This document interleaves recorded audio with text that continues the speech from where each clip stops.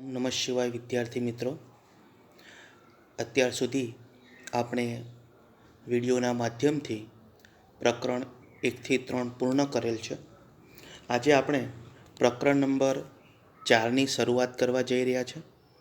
પ્રકરણ નંબર 4નું નામ છે ભાગીદારીનું પુનઃગઠન. HSC બોર્ડની પરીક્ષામાં આ પ્રકરણનો ગુણભાર વિભાગ એ, વિભાગ બી, વિભાગ સીની અંદર વિભાગ એમાં પ્રશ્ન ક્રમાંક 3 એક જ પ્રશ્ન પૂછાય છે અને એનો ગુણભાર 1 માર્ક છે, એટલે કે MCQ પૂછાશે. વિભાગ બીમાં એટલે કે વેરી શોર્ટ ક્વેશ્ચન 12 નંબરના પ્રશ્નમાં પૂછાય છે. પ્રશ્નની સંખ્યા છે 1 અને એનો પણ ગુણભાર 1 છે. ત્યારબાદ વિભાગ સીની અંદર પ્રશ્ન ક્રમાંક 22 છે, પ્રશ્નની સંખ્યા 1 છે અને એનો ગુણભાર 3 છે. તો અહીંયા આપણે બોર્ડની પરીક્ષામાં પ્રકરણનું વેટેજ સમજી લીધું. હવે આપણે આ પ્રકરણમાં શું શીખવાનું છે? તો આ પ્રકરણની અંદર આપણે સૌપ્રથમ પુનઃગઠનનો અર્થ શીખવાનો છે.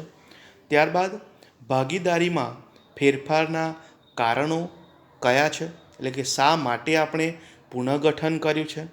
ત્રીજો મુદ્દો છે ત્યાગ અને લાભના પ્રમાણનો અર્થ, સૂત્ર અને તેનો તફાવત સમજવાનો છે. ચોથો મુદ્દો છે આમનોંધ, કે પુનઃમૂલ્યાંકનની જે આમનોંધ છે એ આપણે સમજવાની છે.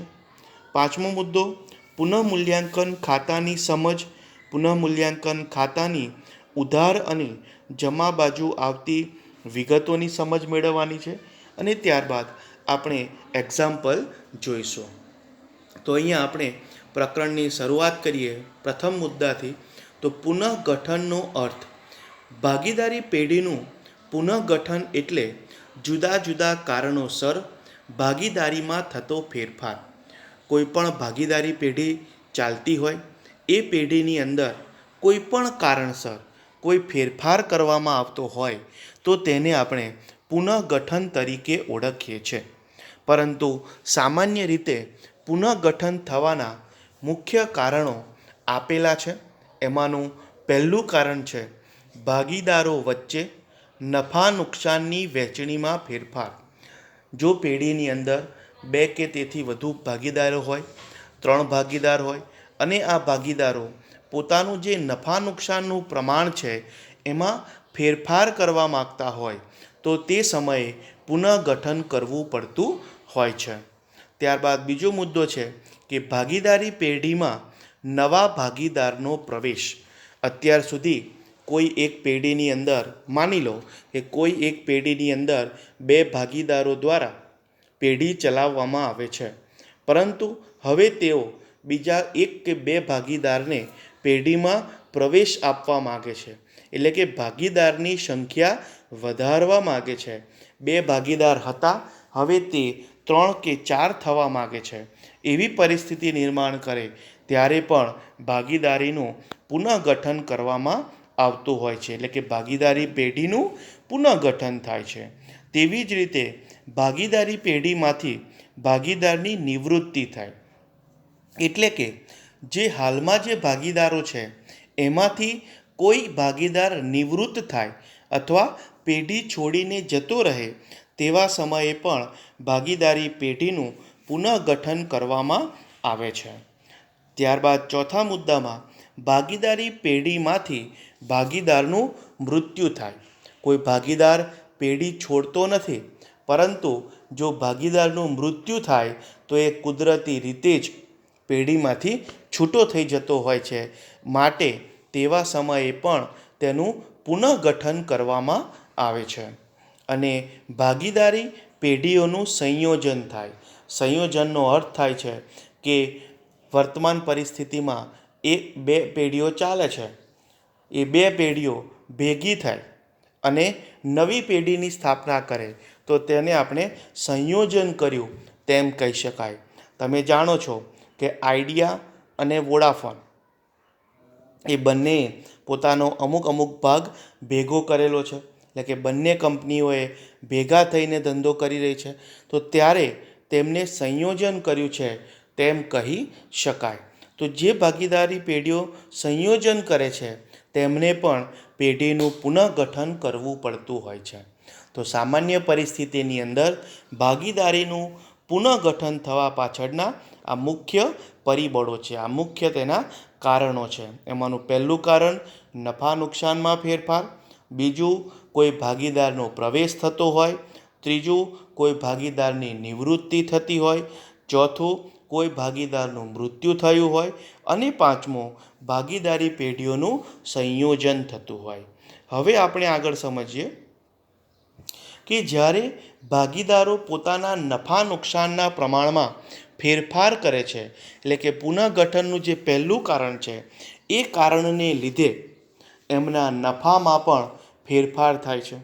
તો જ્યારે નફામાં ફેરફાર થતો હોય ત્યારે જૂના ભાગીદારોને જે નફો મળતો હતો અથવા જે નફો હાલમાં મળે છે એમાં પણ ફેરફાર થાય છે. તો આ શું ફેરફાર થાય છે એનો આપણે અભ્યાસ કરીએ. તો અહીંયા પહેલો મુદ્દો છે ત્યાગ. જ્યારે નફાની વહેંચણીના પ્રમાણમાં ફેરફાર થાય ત્યારે જો ભાગીદારના નફાના ભાગમાં ઘટાડો થાય તો તેને ત્યાગ કર્યો છે તેમ કહી શકાય. જેને આપણે એક ઉદાહરણ દ્વારા સમજીએ. અહીંયા ભાગીદારી એ અને બીની પેઢીનો નફો 1,50,000 આપ્યો છે. ડાબી બાજુ જુઓ, ભાગીદાર એ અને બીની પેઢીનો નફો 1,50,000 આપ્યો છે.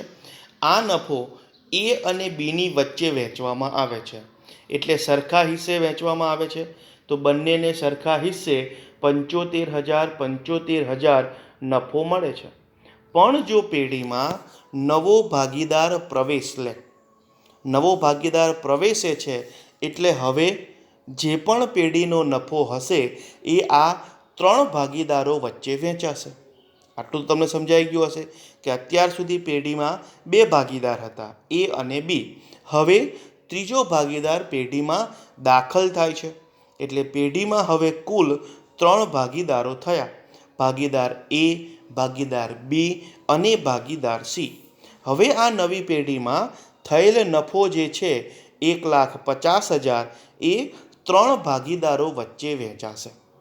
તો 3 ભાગીદારો વચ્ચે નફો જ્યારે વહેંચવામાં આવે ત્યારે દરેક ભાગીદારને 50,000 રૂપિયા, એટલે કે ભાગીદાર એને 50,000, ભાગીદાર બીને 50,000 અને ભાગીદાર સીને પણ 50,000 મળશે.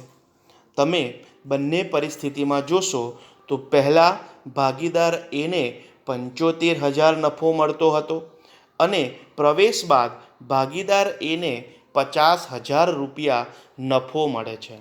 તેવી જ રીતે ભાગીદાર બીને પહેલાં 75,000 નફો મળતો હતો અને પ્રવેશ બાદ ભાગીદાર બીને હવે 50,000 નફો મળે છે. તો બંને ભાગીદારોએ અહીંયા તમે જોશો તો 25,000 રૂપિયા ઓછો નફો મળે છે.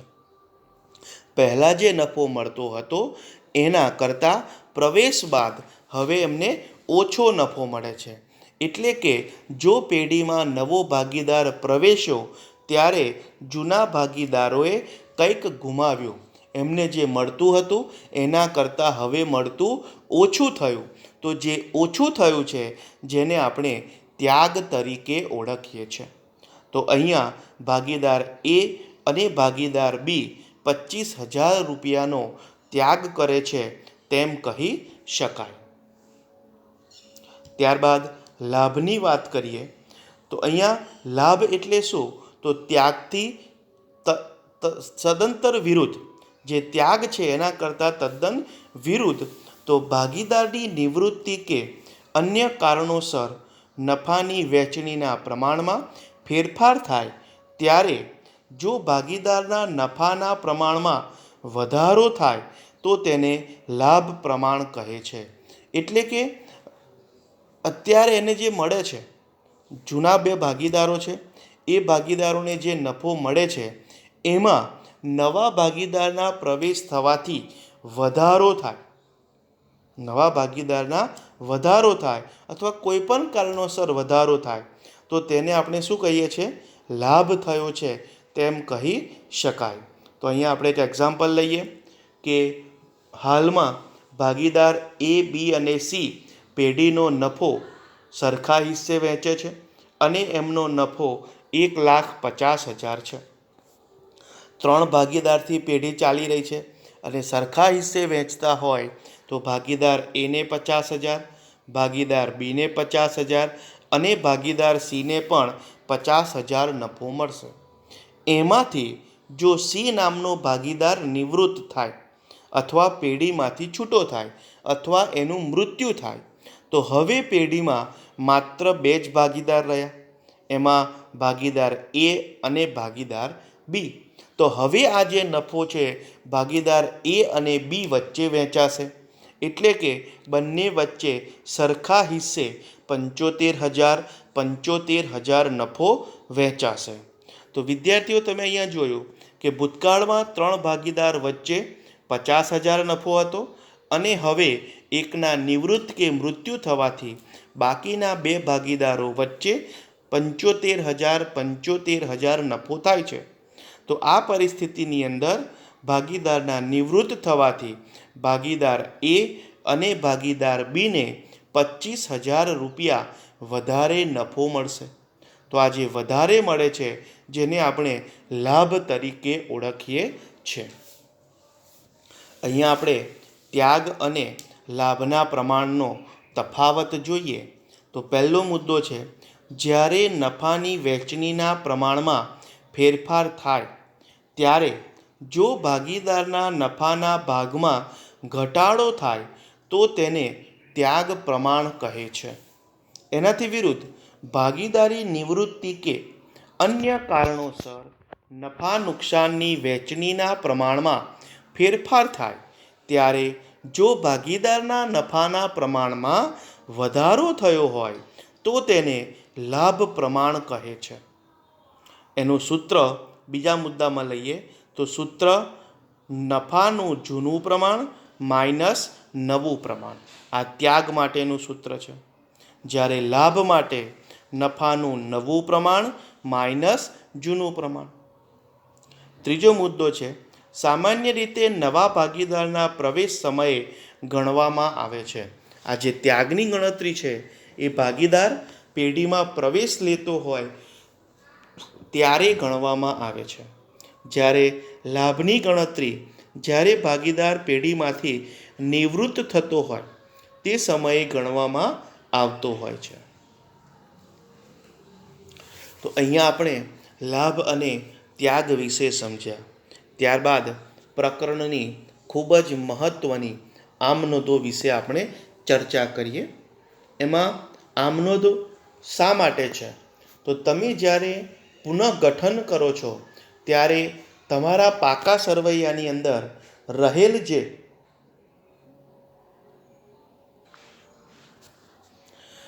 તો વિદ્યાર્થીઓ, આપણે આજે મહત્ત્વની આમનોંધો શીખવાની છે. તો અહીંયા આ આમનોંધ એ પુનઃમૂલ્યાંકન ખાતાની આમનોંધ છે. આ પુનઃમૂલ્યાંકન ખાતું એ શું છે? તો પુનઃમૂલ્યાંકન ખાતું એટલે જ્યારે પણ પેઢીનું પુનઃગઠન થતું હોય તે સમયે જેમ ભાગીદારના નફામાં ફેરફાર થાય છે ત્યારે તેવી જ રીતે પેઢીની અંદર રહેલ મિલકતો અને દેવાનું પણ મૂલ્યાંકન ફરીથી કરવામાં આવતું હોય છે. એટલે કે એમની કિંમતો બજારમાં વાસ્તવમાં કેટલી કિંમતો છે એના આધારે ફરીથી એની કિંમતોનું મૂલ્યાંકન થતું હોય છે. તો એ મૂલ્યાંકન કરવા માટે જે બનાવવામાં આવતું ખાતું છે જેને આપણે પુનઃમૂલ્યાંકન ખાતા તરીકે ઓળખીએ છીએ. સામાન્ય રીતે મિલકતો અને દેવાની કિંમતોમાં જ્યારે પુનઃમૂલ્યાંકન થતું હોય ત્યારે પેઢીને લાભ થતો હોય અથવા પેઢીને નુકસાન થતું હોય છે. આ જે લાભ થતો હોય અને નુકસાન થતું હોય તો આપણે ભૂતકાળમાં નફા નુકસાન ખાતું શીખી ગયા છે. જો પેઢીની ઉપજ કે આવક હોય કે લાભ હોય તો આપણે નફા નુકસાન ખાતાની જમા બાજુ અસર આપીએ છીએ. અને જો પેઢીમાં નુકસાન હોય, ખર્ચ હોય તો તેને આપણે નફા નુકસાનની ઉધાર બાજુ અસર આપીએ છીએ. તો અહીંયા પણ આ જે પુનઃમૂલ્યાંકન ખાતું છે એ નફા નુકસાન ખાતા જેવું જ છે. તો અહીંયા તમારે સમજવાનું શું છે, તો પુનઃમૂલ્યાંકન ખાતે ક્યારે જમા થાય અને ક્યારે ઉધાર થશે.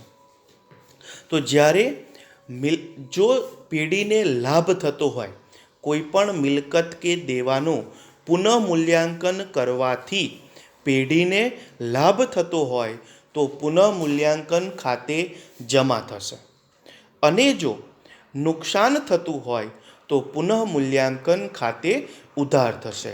આ ટિપ્સ બરાબર મગજમાં રાખજો. શું ટિપ્સ છે કે જો મિલકતો કે દેવાનું પુનઃમૂલ્યાંકન કરતાં પેઢીને લાભ થાય, પેઢીને ફાયદો થાય તો પુનઃમૂલ્યાંકનની જમા બાજુ લખાશે.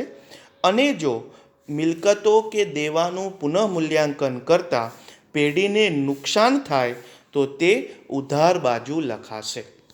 હવે આપણે ક્રમબદ્ધ આમનોંધ જોઈએ.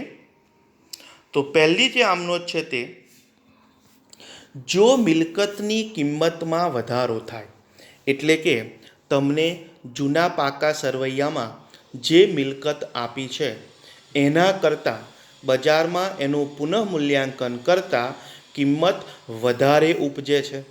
વધારે ઉપજે છે એનો અર્થ શું થાય કે પેઢીને શું થવાનો ફાયદો.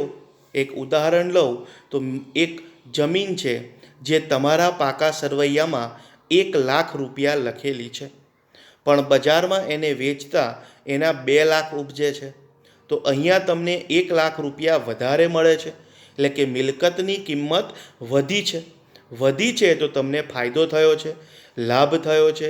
લાભ થાય તો આપણે ટિપ્સમાં પણ શીખ્યા કે લાભ થાય તો શું કરવાનું છે, તો પુનઃમૂલ્યાંકન ખાતે જમા. તો તમારી પહેલી આમનોંધ છે, જે તે મિલકત ખાતે ઉધાર તે પુનઃમૂલ્યાંકન ખાતે જમા. એટલે યાદ રાખજો ટિપ્સ બરાબર. લાભ થાય તો પુનઃમૂલ્યાંકન ખાતે જમા થશે, નુકસાન થાય તો પુનઃમૂલ્યાંકન ખાતે ઉધાર થશે. બીજી એક અગત્યની વાત કરી દઉં વિદ્યાર્થી મિત્રો, કે આ બધી જ આમનોંધમાં ઉધાર અને જમા 2 અસર આપણે આપીશું. એમાં એક અસર તો પુનઃમૂલ્યાંકન ખાતે હશે જ, આ નક્કી છે. માટે તમારે ધ્યાન રાખવાનું કે પુનઃમૂલ્યાંકન પર ખાસ ફોકસ કરવાનું છે કે પુનઃમૂલ્યાંકન ઉધાર થાય છે કે પુનઃમૂલ્યાંકન ખાતું જમા થાય છે. જો જમા થતું હોય તો સામે જે હશે એ ખાતું થશે, જો ઉધાર થતું હોય તો સામે જે ખાતું હશે એ જમા થતું હશે. હવે બીજી આમનોંધ જોઈએ. જો મિલકતની કિંમતમાં ઘટાડો થાય. હવે અહીંયા એક્ઝામ્પલ લઈએ તો તમારા જૂના પાકા સરવૈયામાં જમીન મકાન 1 લાખ રૂપિયા આપેલા છે અને એને બજારમાં વેચવા જઈએ તો 80,000 ઉપજે છે. એટલે અહીંયા શું થયું, તો મિલકતની કિંમત ઘટી એટલે તમને ફાયદો થયો કે નુકસાન થયું. તો આપણે સમજી શકીએ છીએ કે હતી 1 લાખની ને વેચીએ તો મળે 80,000. તો અહીંયા આપણને નુકસાન થયું છે. નુકસાન થાય તો પુનઃમૂલ્યાંકન ખાતે ઉધાર. માટે આમનોંધ થશે પુનઃમૂલ્યાંકન ખાતે ઉધાર તે જે તે મિલકત ખાતે. અહીંયા આપણે 2 આમનોંધ જોઈ, મિલકત વધારાની અને મિલકતમાં ઘટાડાની. આ મિલકત શબ્દની અંદર પછી કોઈ પણ મિલકત હોય, જમીન, મકાન, યંત્ર, ફર્નિચર, ઢોર ઢાંકર, બધી જ મિલકતો. આપણે જોવાનું શું છે કે એની કિંમત વધે છે કે એની કિંમત ઘટે છે. ત્યારબાદ ત્રીજી આમનોંધ જોઈએ. દેવાદાર પર ગાલખાદ અનામત, વટાવ અનામતની જોગવાઈ કરવાની હોય. આપણે હવાલાઓ શીખી ગયા છે કે દેવાદાર એ આપણી ચાલુ મિલકત છે અને ચાલુ મિલકત પાકા સરવૈયામાં દર્શાવવામાં આવે છે. પણ જો વિદ્યાર્થીઓ એ મિલકત તમે પાકા સરવૈયામાં લખેલી છે અને હવે એના પર ગાલખાદ અનામત, ગાલખાદ કે વટાવ અનામત ગણીએ તો દેવાદારની કિંમતમાં ઘટાડો થાય.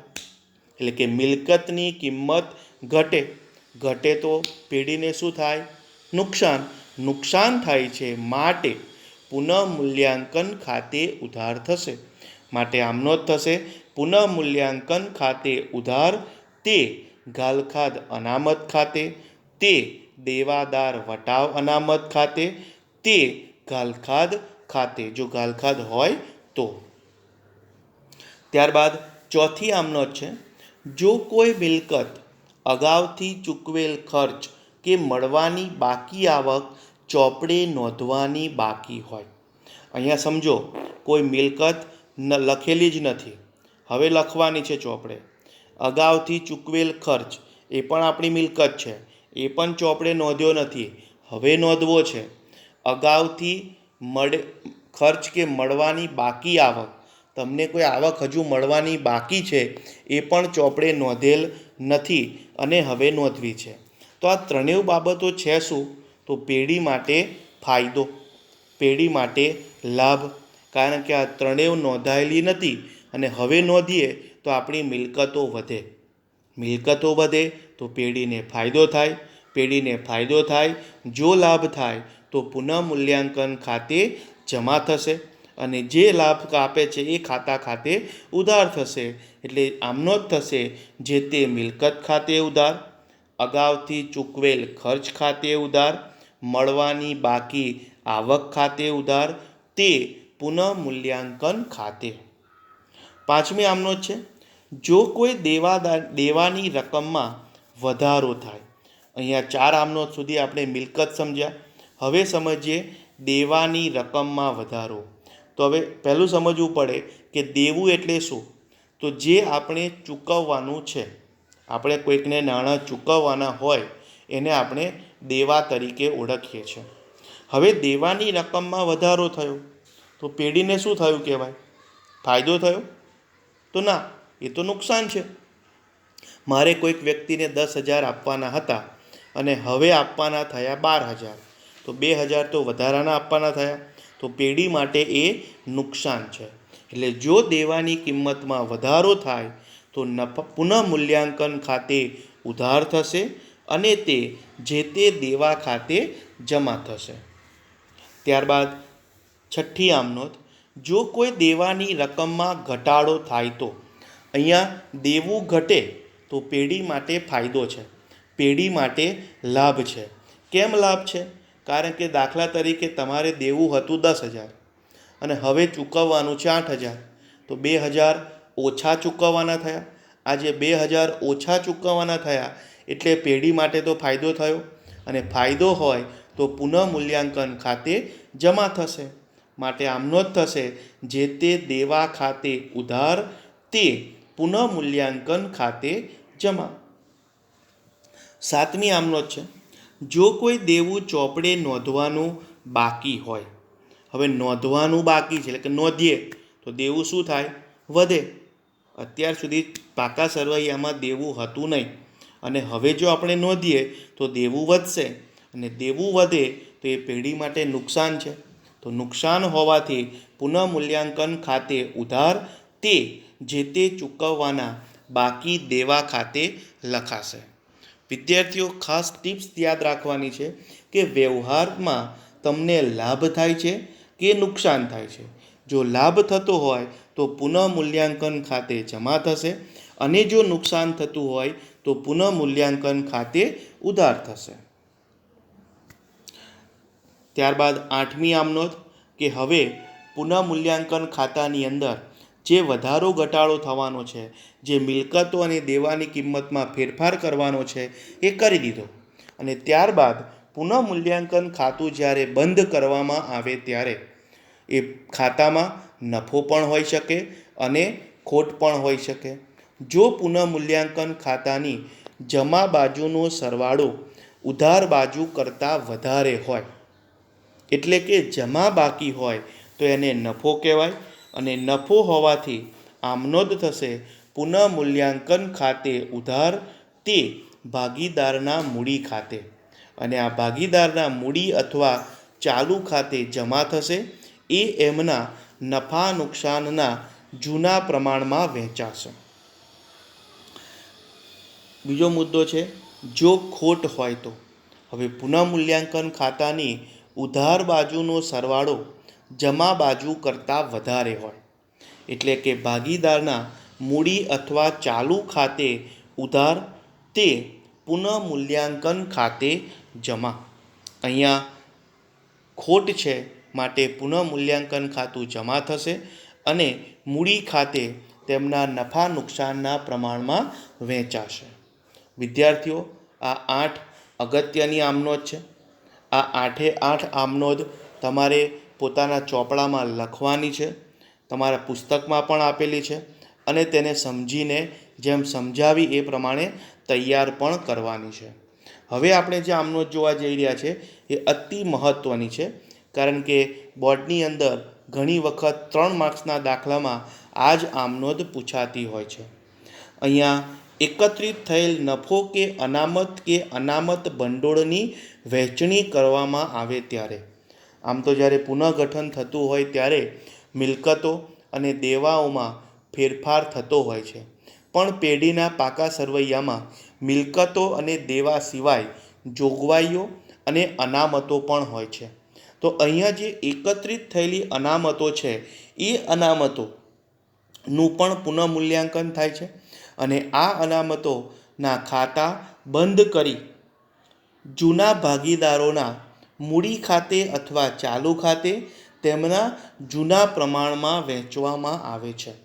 આવું કેમ કરવામાં આવે છે? તો કારણ એક જ સિમ્પલ છે કે હવે જ્યારે નવો ભાગીદાર પેઢીમાં પ્રવેશ લેશે અથવા જે પણ કારણસર પુનઃગઠન કરી રહ્યા છે, તો એના કારણે હવે પેઢીમાં નવો ભાગીદાર પણ આવશે અથવા નફામાં પણ ફેરફાર થશે. તો અત્યાર સુધી જે ભાગીદારોએ મહેનત કરી પેઢીની અંદર જે અનામતો એકત્રિત કરી છે એનો લાભ એ જૂના ભાગીદારોનો છે, કારણ કે એ અનામતો ઊભી કરવા પાછળનો શ્રેય જૂના ભાગીદારોનો છે. તો એ જૂના ભાગીદારોને એમની જે ઉપજના આધારે એકત્રિત થયેલી અનામતો છે એનો લાભ એમને જ મળવો જોઈએ, બીજાને મળવો જોઈએ નહીં.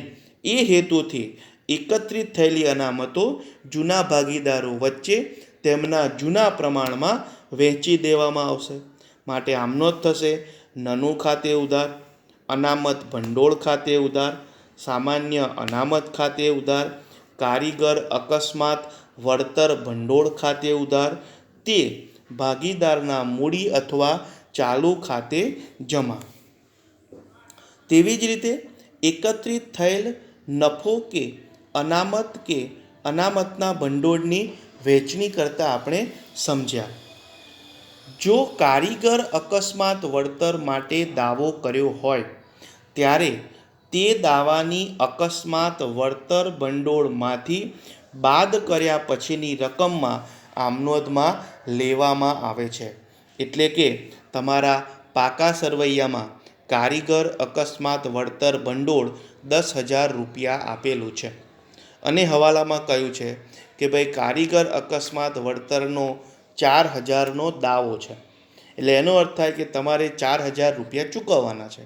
તો તમારી પાસે જે 10,000 અનામત છે એમાંથી 4 ચૂકવવાના છે, તો બાકી જે રહ્યા 6,000 રૂપિયા એ જ ભાગીદારોના મૂડી ખાતે લઈ જવામાં આવશે. તેવી જ રીતે એકત્રિત થયેલી ખોટની વહેંચણી, અનામતોની જેમ વહેંચણી થાય છે એમ એકત્રિત થયેલી ખોટની પણ વહેંચણી કરવામાં આવતી હોય છે.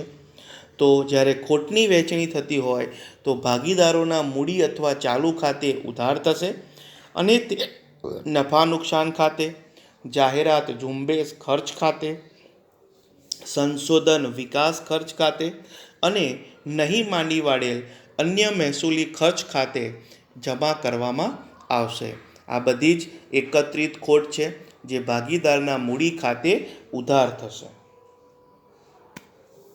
મહત્ત્વ સમજો બીજું થોડું કે કારીગર નફા ભાગ ભંડોળ, કર્મચારી પ્રોવિડન્ટ ફંડ એ ભાગીદારી માટે દેવું છે. વિદ્યાર્થીઓ, આપણે અગાઉ છેલ્લી 2 જે આમનોંધ જોઈ એમાં અનામતો વહેંચાય છે, દેવાની વહેંચણી થતી નથી. તો કારીગર નફા ભાગ ભંડોળ, આ શબ્દમાં જ અર્થ સમજાય છે કે આ જે ભંડોળ છે કોનું છે? કારીગરનું છે. કારીગરને આપણે જે નફામાં ભાગ આપ્યો એ ભંડોળ છે, એ આપણા માટે દેવું છે, એની વહેંચણી થતી નથી. તેવી જ રીતે કર્મચારી પ્રોવિડન્ટ ફંડની પણ વહેંચણી કરવામાં આવતી નથી.